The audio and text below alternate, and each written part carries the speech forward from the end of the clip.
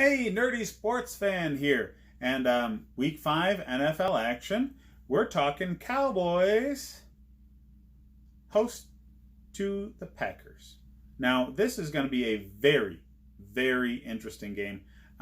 Two very strong teams. You have much better defenses than they're given credit for, with very good quarterback play, talent all across the board at wide receiving options, strong running games.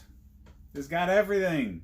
It's got everything. This is very much a precursor to what could be a deep playoff matchup. So this is the kind of game you love to see. It's going to be very competitive. And it might come down to whoever has the ball last. I see the Packers having a better defensive performance than what most people think is going to happen. I understand Dallas, their defense looked great against the Saints. Did not allow an offensive touchdown. But the Saints defense looked good against them. So what does that tell you? They lost Galladay, so their wide receiving depth isn't what it was. And that limits options for Prescott. Everybody can key in much more on Amari Cooper. And the other guys that are filling the void that Galladay left, not Galladay. It's Galladay. Gallup. That's what I'm thinking. Michael Gallup. Anyways, Gallup, he was definitely a much better number 2 option than anybody else this team has to offer. So the loss of him actually is bigger than what people might think. Jason Witten is drinking from the fountain of youth, but the middle of the field is really open for him. It's almost like a cheat code, okay? Everybody got to key in on Amari Cooper. You got to key in on Ezekiel Elliott. The middle is left wide open for a veteran that really knows how to get separation by just running a good route. So Jason Witten is, he's like a top 5 tight end almost every week now because of it. In spite of his age, in spite of just coming out of a season of retirement in the booth, stepping right back into one of the best tight ends in the league because of what this offense offers at other levels. So, yeah, I expect that to be a continuing trend. Green Bay's defense is very, very good. It's run by Mike Pettin, and they have a good defensive front. They have good secondary play. The linebackers that they have that are very good are mostly pass rushers. So the middle layer of that defense, the Blake Martinez-y kind of layer, is ripe for the picking for Jason Witten. Conversely, Dallas is all pass rush. All pass rush. Their defensive line is... It wins games for them. They get after the quarterback. And Leighton Vander Esch is good at that second level. Nobody else really. And the third level gets worse. Okay? Their defensive secondary is a weakness. Because of that, I see Davante Adams having a better game than anybody has seen from him this season.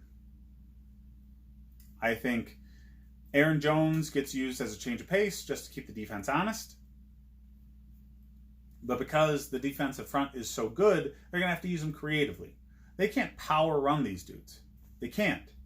They're going to have to delayed handoff, counter. They're going to have to do what they can to combat the aggressive tendencies of this defensive line.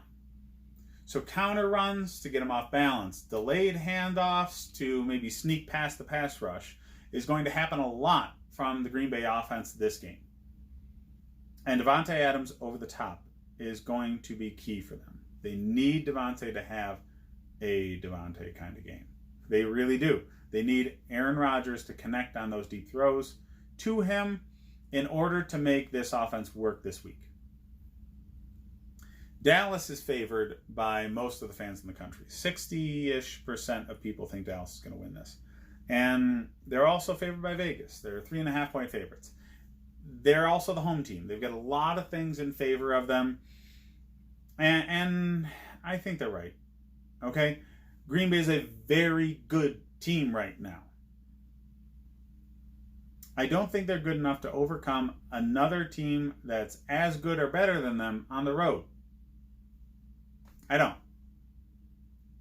Dallas, coming off a game where they got punched in the mouth by a very good Saints team on the road, coming back for some home cooking is usually the answer for what ails you. That's what I have fantasy football-wise. Well, I haven't really dabbled too much.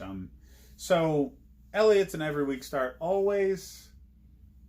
Prescott's always bordering on whether or not you should play him. He's really just an injury or bye week start.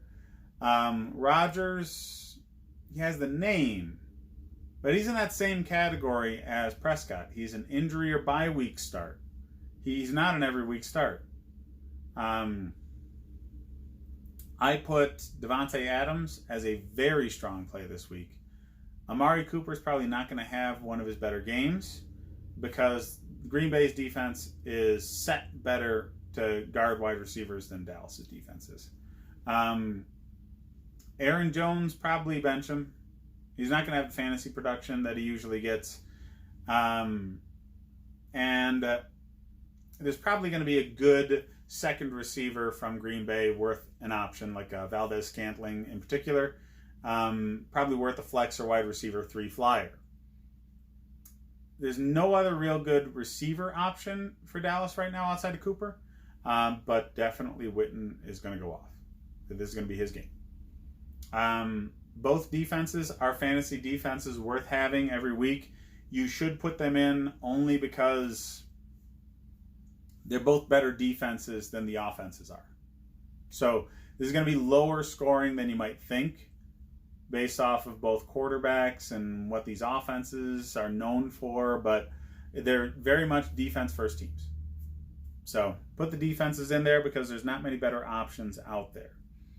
I have the Packers beating the spread.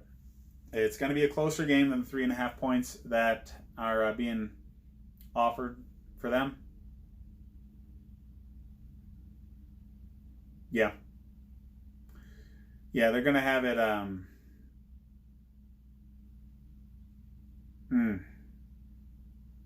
it's going to be closer than 3.5. That's it.